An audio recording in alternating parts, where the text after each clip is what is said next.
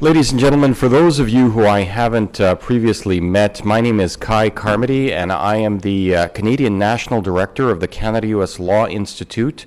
I would like to welcome you to this, our closing keynote by Rear Admiral Michael Parks of the United States Coast Guard. Admiral Parks is a native of Long Island in New York State.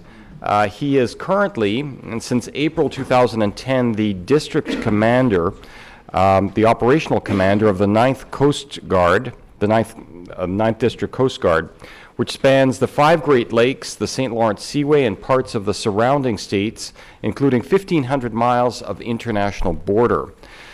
He leads a total complement of over 6,000 Coast Guard, active duty, reserve, civilian, and auxiliary men and women that serve in 77 subordinate units and on the district staff.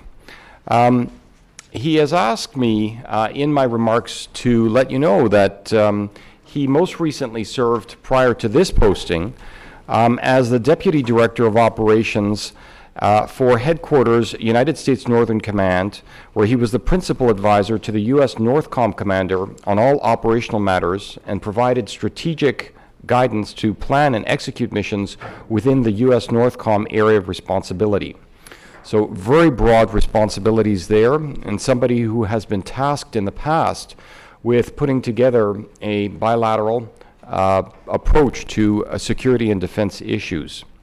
Rear Admiral Parks is a 1982 graduate of the United States Coast Guard Academy in New London, Connecticut, where he received a Bachelor of Science degree in government.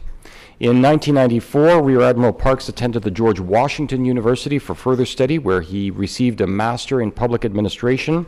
And in 2004, he was selected to attend the National War College in Washington, D.C., where he received a Master of Science in National Security Strategy and Policy. He's served in a wide range of afloat and staff and onshore assignments in Portsmouth, Virginia, Miami, Florida, St. Petersburg, Florida, and a number of other distant and proximate locations. He is the recipient of numerous awards for all of his work, and he speaks to us this afternoon on the subject of shared awareness, seamless operations, and synchronized priorities. Admiral Parks.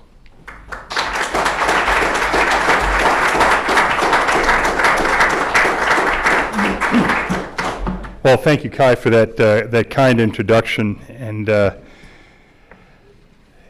is great to be here. And Deputy Prime Minister McClellan, great to see you. Thank you for being here. And Ambassador Jacobson, I'm not sure if he's still here, but interesting you should mention NORAD NORTHCOM. That's where I first met the ambassador. Got to give him a tour of the quote-unquote mountain out in Colorado Springs, so that was an enjoyable event. And I saw Ambassador Negroponte, and just a comment, I know he had to leave, but it was great to see him again because I got to thank him for something that was long overdue, a 20-year thank you, because the last time I saw Ambassador Negroponte was in his residence in Mexico City when I was a lieutenant, a flag aide, and actually was there for a dinner during the Mexican celebration of independence, El Grito. So I told him, I said, sorry, I forgot to send a note like I should have, but I'm thanking you now.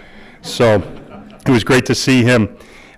Everybody, distinguished guests, students, and I would need to say a special thank you to my good friend Roy Norton from the Consul General's office in Detroit, because you were smart enough to realize that when you say concluding keynote, that's almost oxymoronic, and that anybody who's speaking at after 5 o'clock on a Friday afternoon needs something to keep people's attention, and you providing this film festival this evening for us, I appreciate that, because otherwise I think I might have been with a rollerboard and a briefcase on my way somewhere else as well. So thank you for that. You know, it's truly an honor to be here at an institution that's so passionately dedicated to our Canadian-U.S. relationship, and it's just wonderful to be here. One thing I think we say in the Coast Guard, and we don't take it lightly, is that everything we do operationally in the Coast Guard is watermarked by Canada. And I want to offer a few thoughts today, and I just want to share, for example, it was here in the Great Lakes region, on the shores of the St. Lawrence Seaway at Ogdensburg, New York, where President Roosevelt and Prime Minister King met in 1940 and laid the foundation for what would become an unprecedented period of cooperation. Their Ogdensburg Declaration, as it was known, recognized that neither country could do it alone. The successful defense of North America required a U.S.-Canadian alliance that continues today, and in fact, I had the opportunity to work in at NORAD Northcom. You know, our relationship continued to mature over the next 2 decades and was highlighted in 1961 when President Kennedy stated in his address to Canadian Parliament, and I quote, "Geography has made us neighbors, history has made us friends, economics has made us partners, and necessity has made us allies. Those whom nature hath so joined together, let no man put asunder. What unites us is far greater than what divides us," end quote. And I don't think any Cousley event could be complete without that quote from President Kennedy. But this partnership is absolutely essential in the 9th Coast Guard District here on the Great Lakes. All the endeavors that are truly important to us are grounded in 6 strategic objectives. And one of them is entitled simply Canada. That objective is a promise that we will enhance binational cooperation and governance. It recognizes the United States, much less the United States Coast Guard, does not own the entirety of this system on the lakes, but that we do face the challenges of the international border every day.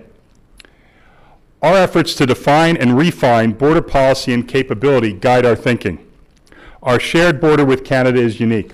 And I do indeed use the term shared border, and I applaud those that have used that term before me today, because I rail on the concept when our country and my colleagues say the northern border. It bothers me greatly because everything we do is so intricately linked with Canada that when we say northern border and we're working with our partners to the north, that in no way recognizes it's not the Canadian northern border. So my preferred term is the shared border, or at least recognize the Canadian-U.S. border.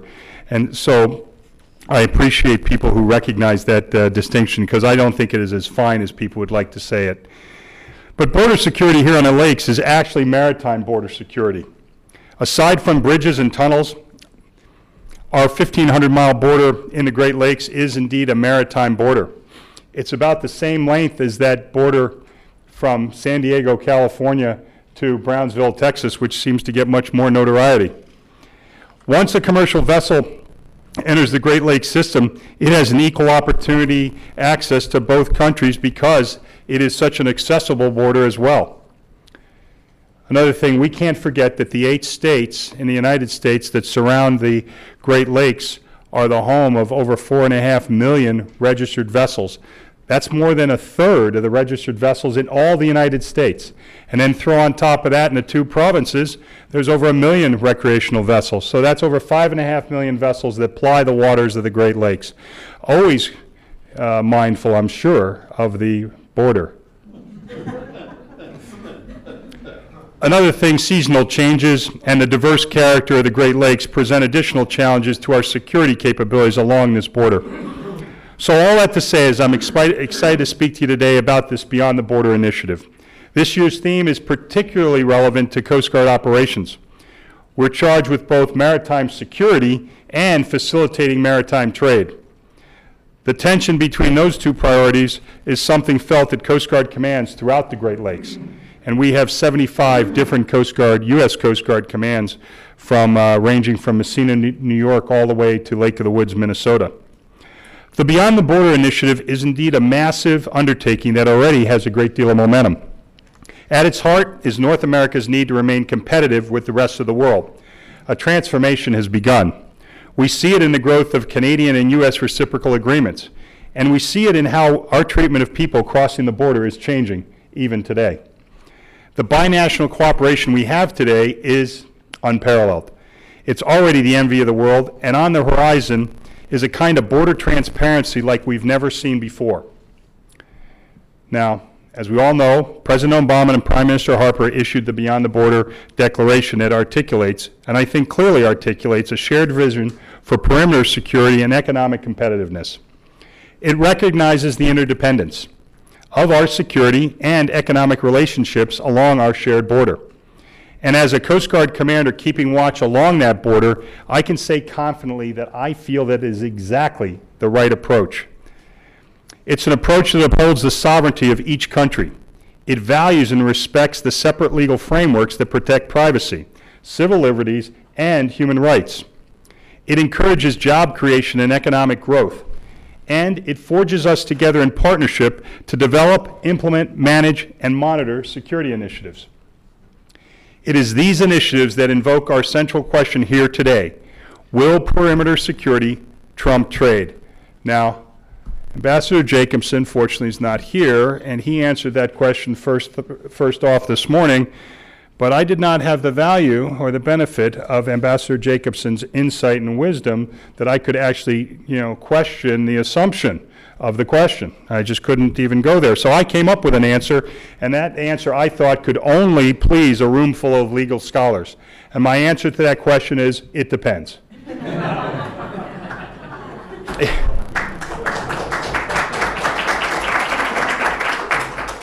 It really does depend, because it depends on whether or not we do security right. Because if we do, then we will not only preserve trade, we will enhance it. We do it wrong, and we risk seeking trade struggle against security, contrary to the best intentions of this great initiative. As I see it, there are three principles key to our success, and they are shared awareness, seamless operations, and synchronized priorities.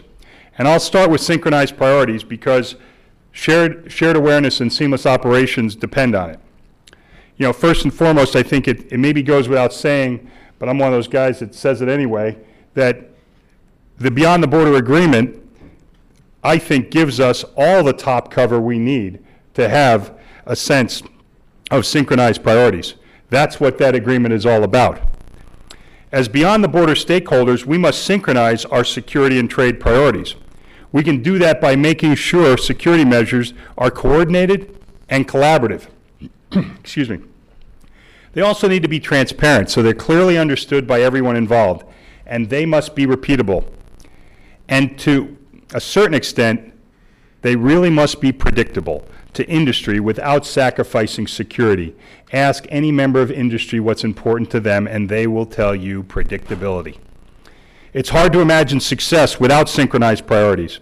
The U.S. and Canadian economies are inextricably linked, and it's necessary that they are. Roughly 300,000 people and $1.5 billion, with a B, dollars in trade cross the border every single day. Our trade relationship is the largest in the world and includes shared critical infrastructure, waterways, bridges, pipelines, tunnels, power grids, and communications networks, each requiring a cooperative strategy for protection. But the United States and Canada already have a history of success through synchronized priorities. One recent example, we've improved our shared environmental stewardship of the Great Lakes. I think we've talked about this a little bit already today, about recognizing the mutual threat of invasive species introduced from ships' ballast water discharges. We started the joint ballast water inspections to validate the ship's compliance with these regulations, including full acceptance of each other's tests. According to recent studies, no new invasive species have been introduced in the Great Lakes from ballast water since we started that program in 2006. And unequivocally, this is one of our finest binational success stories. And in all honesty, our recently published ballast water rule should only serve to help preserve these precious Great Lakes. The next thing we stakeholders need is shared awareness. Shared awareness of any threat to beyond the border success. As an example of an effort to achieve shared awareness, the Coast Guard is currently collaborating with Canada in Canada's Marine Security Operations Centers, which focus on exchanging information about things like ship's crew and cargo to improve both nations' awareness of vessels in the Great Lakes system. And you truly need to keep in mind it is a system. This arrangement also proves our mutual ability to share information while still respecting each other's sovereignty and divergent legal frameworks. Those of us responsible for perimeter security must find ways to share awareness in a way that enhances security and simultaneously facilitates trade. And industry is indeed a vital stakeholder in this endeavor. We must foster opportunities for engagement and provide forums for exchanging concerns and incorporate comprehensive stakeholder input. Seamless operations are the remaining ingredient for our success. As an example, I offer the binational maritime operation we call Shiprider, which I know has been discussed. But, in Shiprider, the Coast Guard and the Royal Canadian Mounted Police patrol together as central authorities to the agreement to prevent, detect, and investigate criminal activities on both sides of the border. We've used it successfully in 2010 for G20 in Toronto, as well as the Olympics in Vancouver. I'd like to give a special shout out to Deputy Prime Minister McClellan for her great work over 7 years ago in Detroit, when you could have taken one tack, but in fact you were courageous and stood up and said, we will do this. And we are on the precipice of doing exactly that on a permanent basis. So thank you for your leadership and support. Shiprider's viability demonstrates the potential for similar ideas, such as joint customs boardings, for example, and maybe binational ID cards for transportation workers, ideas that promote both security and trade across the shared border. Achieving this shared awareness, seamless operations, and synchronized priorities will require careful leadership. Leadership has many definitions, but the one that I personally am akin to is leadership means achieving the appropriate balance between the dynamic tension that exists between competing principles. Security and trade are truly competing principles, and the dynamic tension between the two is visible every time a commercial carrier crosses the border. When I talk to commercial vessel owners and operators, their concern is wait times, because their business has to wait while ships undergo security inspections. I recently sent 2 of our officers to a Beyond the Border town hall meeting for land-based carriers, and they reported that the trucking industry's #1 concern was wait times. That said, industry also knows security is vital. And aside from their patriotic desire to prevent harm to their homeland, they also understand that the cost of a destructive security breach might be too much for their business to bear. The need for security itself is not the issue. It's how long trade is held up by an inspection and how many times that's required on the very same trip. Our maritime industry leaders, like our governments, are on a quest for that balance that we're striving for. With regard to security and trade, I do not see a time when these 2 imperative principles will stop competing with each other. So achieving a balance between security and trade means finding ways to transform much of that competition into cooperation, to synchronize those priorities. To that end, let's remember that a strong economy is truly security, and that security helps build a strong economy. Should we again find ourselves recovering from a terrorist attack, our resilience will depend greatly on our economic strength at that moment. The United States and Canada's combined resilience in the face of disaster is at the core of this Beyond the Border initiative. There's a related benefit to building this kind of cooperation, and this is a good reminder for all of us. If you see something, say something. Who's more likely to see something than the merchant mariner who travels back and forth on these lakes every day? Those mariners are more likely to come forward, to say something, to share awareness if we've got a culture of cooperative security and trade. Trade benefits here too, because the more industry contributes to security, the less our governments need to impose security requirements. A collaborative approach to maritime trade is certainly not a new concept for the Coast Guard. Our founder, Alexander Hamilton, mentioned it in his letter to the captains of the first cutters in 1791. He told them, and I quote, "Always keep in mind that their countrymen are free men, and that as such are impatient with everything that bears the least mark of a domineering spirit." End quote. Those enduring words are repeated in the 9th Coast Guard District's current vessel boarding procedures. Indeed, Hamilton could be talking to our Coast Guard cutter captains and boat operators who impose those security requirements and mariners so dependent on trade. Right now, it still applies after 221 years. In my experience, industry has been a willing participant in post-9/11 security measures. What it asks for in return, and what it needs in order to thrive is, as I said earlier, predictability. A security requirement like an inspection impacts trade less when the business knows in advance how long it'll take and which employees are required to be there. This shared awareness would enable commercial carriers to take whatever steps are necessary to impact or to minimize their impact on business. Our Great Lakes maritime industry is having a hard time doing that right now, quite frankly, because of competing regulatory schemes. A vessel voyaging from the St. Lawrence Seaway to Lake Superior can cross the international border as many as 17 times. Throughout the Great Lakes systems, the United States applies its Maritime Transportation Security Act, and Canada applies its Maritime Transportation Security regulations. The results, from the merchant mariner's perspective, are redundancy, gaps, and conflicting security requirements. Just what we're talking about here today. The good news, and I cannot believe I'm saying this in public, but we have lawyers. And for the past few months, our 9th Coast Guard District lawyers have been diligently digging through both nations' regulatory schemes to find the areas where we can reduce the overlap and turn conflicts into coordination. Both Canadian and U.S. regulators are observing this analysis, and when it's completed, it will drive the amendments necessary for regulatory harmonization.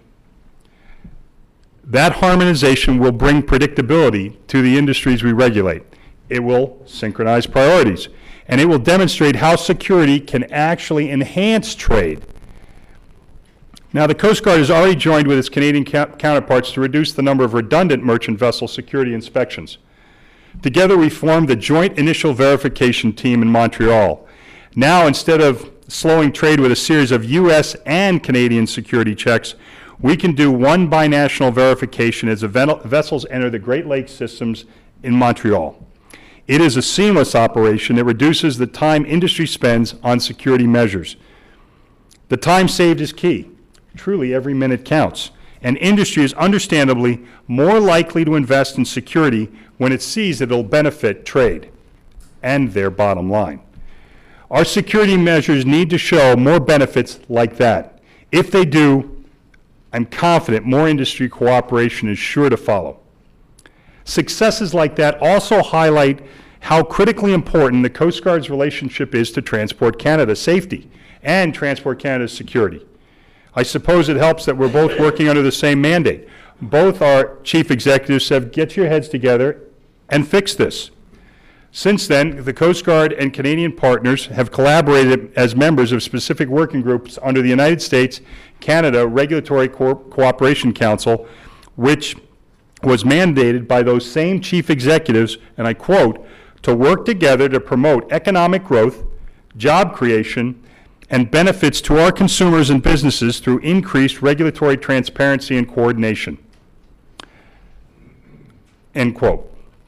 I should tell you that the 9th Coast Guard District legal team is particularly engaged in Great Lakes St. Lawrence Seaway Working Group, which is developing a plan to reduce the industry's burden of U.S. and Canadian vessel safety exams by completing those exams at the same time we verify the security plan in Montreal.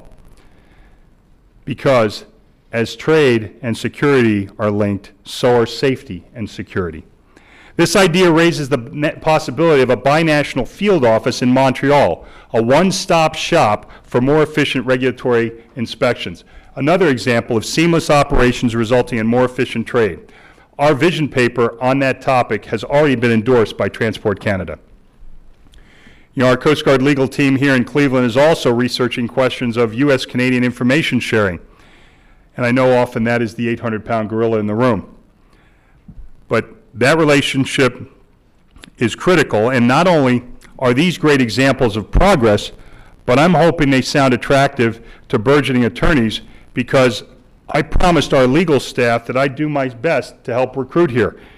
We have some wonderful interns that we get, and we enjoy working with you immensely.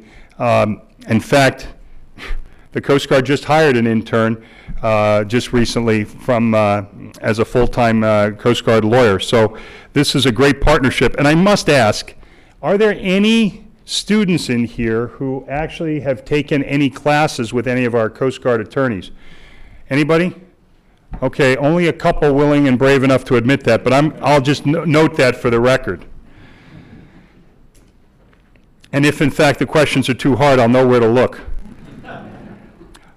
Our Coast Guard law firm here in Cleveland has clients who include the Great Lakes senior Coast Guard officers who are practicing strategic leadership within the security versus trade dynamic every day. We're developing ways to expand mutual recognition of regulatory oversight for shared awareness of the United States and Canadian merchant fleets that operate exclusively on the Great Lakes, what's known as Lakers. We're drafting detailed a communications plan for the U.S. and Canadian assets that tackle maritime security.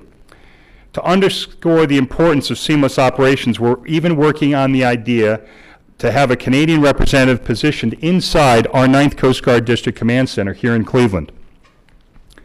The Beyond the Border initiative also aims to push the perimeter out as far as possible, another topic that was discussed earlier. The Coast Guard's already doing this by requiring 96-hour advance notice of commercial ship arrivals. The notice includes the information we need to identify potential threats before they get here, which is good for security. It also allows us to approve arrivals early so that not held up waiting for us to clear passage, which is also good for trade. To help manage that threat information, we're pursuing a binational risk evaluation process for commercial vessels in the Great Lakes system. Risk management is a key concept in the Beyond the Border Action Plan. With this shared awareness of risk, each country can focus its attention on the ships with the highest threat potential. This is another security measure that enhances trade because it reduces delays caused by security checks on low-risk ships. Trade delays are caused by a considerable amount of paperwork that ship operators have to complete before their arrival to departure. It's not just U.S. and Canadian and all their agencies that govern the Great Lakes ports. There are also 8 U.S. states, 2 Canadian provinces, and numerous local governments. There's a lot of demand for information for ships, with little awareness that it might already be recorded somewhere else, and little knowledge of how to get that information from another source. A lot of information isn't necessarily security related, so here we have an even wider lane to support trade. We're looking at forms now for ways to reduce the redundancy, which will reduce the amount of time and resources diverted by paperwork in the merchant fleet. President Obama and Prime Minister Harper are telling us that these kind of improvements are absolutely critical. Their Beyond the Border initiative is a call to action. It's an invitation to govern the border differently, and it's a blueprint for how to manage that border in a way that simultaneously promotes security and facilitates trade. Our Great Lakes maritime border presents unique challenges that require a unique set of solutions. Thankfully, this border is shared by staunch allies, vital economic partners, indispensable neighbors, and steadfast friends. If we do it right, if we concentrate on shared awareness, seamless operations, and synchronized priorities, our perimeter security and trade will be harmonious. Our successes show this is possible. Now we must continue to build on those successes. Done right, security will enhance trade, and trade will enhance the economic resilience of both nations. In closing, I want to express how important Canada-U.S. Law Institute is for our binational relations, and how important this conference is for our Beyond the Border venture. You've given us an ideal forum for the past 35 years for the discussion and resolution of our most pressing cross-border issues. Thank you to the University of Western Ontario Faculty of Law, and especially to Case Western Reserve University School of Law for hosting and providing this great venue. Your efforts are shining examples of precisely the kind of cooperation that will help us achieve our highest aspirations. And my final thought would be, as we talked about with Ambassador Doer and Ambassador Jacobson and Consul General Norton yesterday in my office, I associate myself very clearly with the remarks made by both ambassadors about the need to have an overarching collaborative body to help deal with all the disparate issues that are about this region, to help the Great Lakes, somewhat like Penwar on the Pacific Northwest. And we, the Coast Guard, has taken the initiative and have been appointed as the federal co-chair for the National Ocean Policy for this Great Lakes region. The reason we took that on is not because we have the resources to do it, but because we share the view that we need to bring these groups together to synchronize the efforts of all these different groups, whether it's the Great Lakes Council of Governors, or the Great Lakes Cities Initiative, or Great Lakes United, or any of these other groups that exist. I think it's important to bring them together, and I think that the most important thing we have here on the lakes to market is the Great Lakes themselves. And I think that that is something that many regions don't have. But when you have 20% of the world's fresh water supply right here at your doorstep, we need to be very, very mindful of how vitally important that is to the safety and security of our country. So with that, I thank you. I wish you Godspeed. Semper Paratus.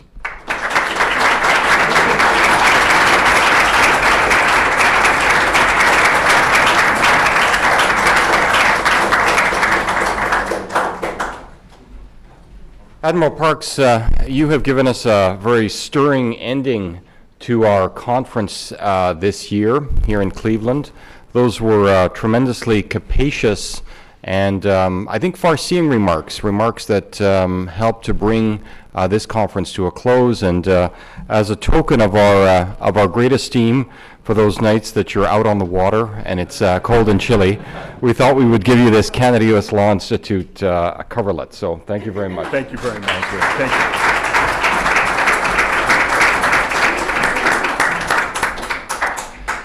you. To close up, David, any final comments? Yeah. Jim Peterson's going to come down and give us a few words. Phew, I'm a politician. Hell of a lot more than that. Let me just say, first of all, what a wonderful conference I think this has been. And I start with the wonderful speakers that we've had. Ambassador Doer last night, David Jacobson this morning. He reminded us that perhaps a future role for CUSLI could be to be the voice for bringing together this part of North America. That is a challenge and an offer that I think we have to take very seriously. Now, these two ambassadors are very fine representatives of their countries acting in each other's capital. But they're more than that. And we have a great tradition of that, but these people are really good. More than that, they have become very close friends, which is going to make it a lot easier for us together to achieve things in the future. Rear Admiral Parks, I want to thank you for the role of leadership you have taken in providing security and on a cooperative basis. I want to thank the panelists. Joint law enforcement, harmonizing regulations, trade and jobs, cybersecurity, and critical infrastructure. I challenge anyone in this room to give us 4 better panels at any conference you will see. They were all excellent, they were all germane, they were all informed, they were all intelligent, and they all cared deeply.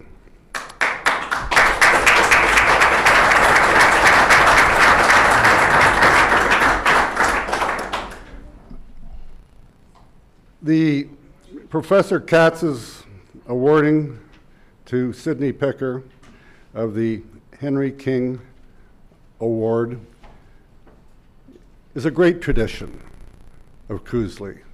And all of us are very proud to be part of this tradition and to ride on Henry's coattails.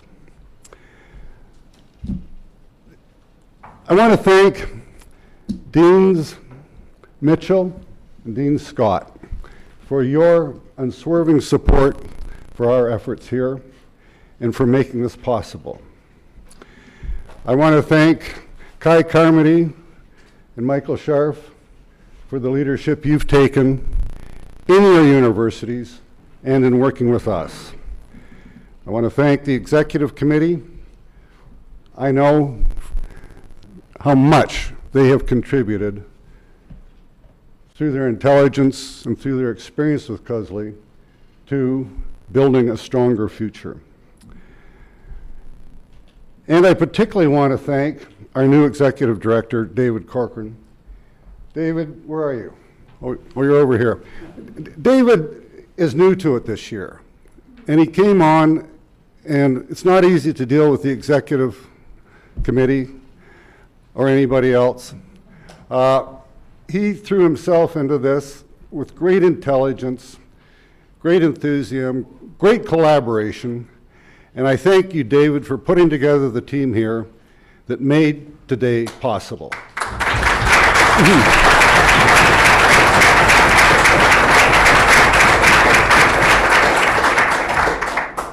I want to thank the advisory board, which met this morning for an hour and gave us some incredibly interesting thoughts on what our program should be next year.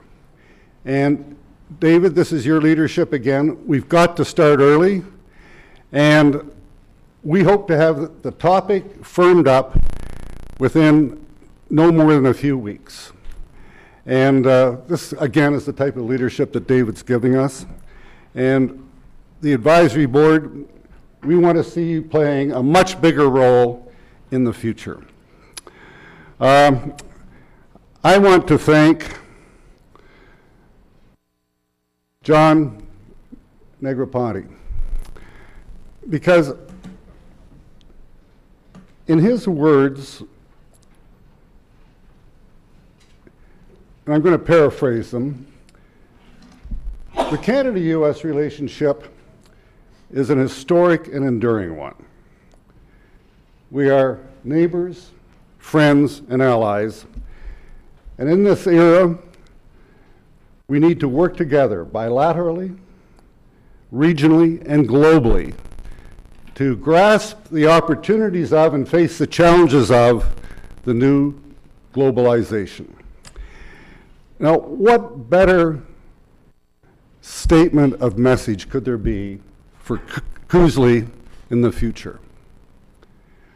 I come out of this with renewed enthusiasm for the job that we can do in this rapidly changing economic and security environment. I think it's a job that no one else is better equipped than we are to do. CUSLI could never be more relevant to our future. And this is why it's so wonderful to see so many people around here who have done so much to make this possible. I neglected to thank two other people. First of all is my co-chair, Jim Blanchard, who's given a great deal of effort and intelligent help to this. And I'd also like to thank a delegate here, John Tennant, who last night hosted a wonderful cocktail party just across the road. You were very generous, John. Thank you very much. Lastly, I want to thank every one of you who has come to this conference, be delegate, student, whomever. You've made it the best that I've been at so far. I admonish every one of you, please come back next year, and please bring with you at least one more delegate. Thank you so very much.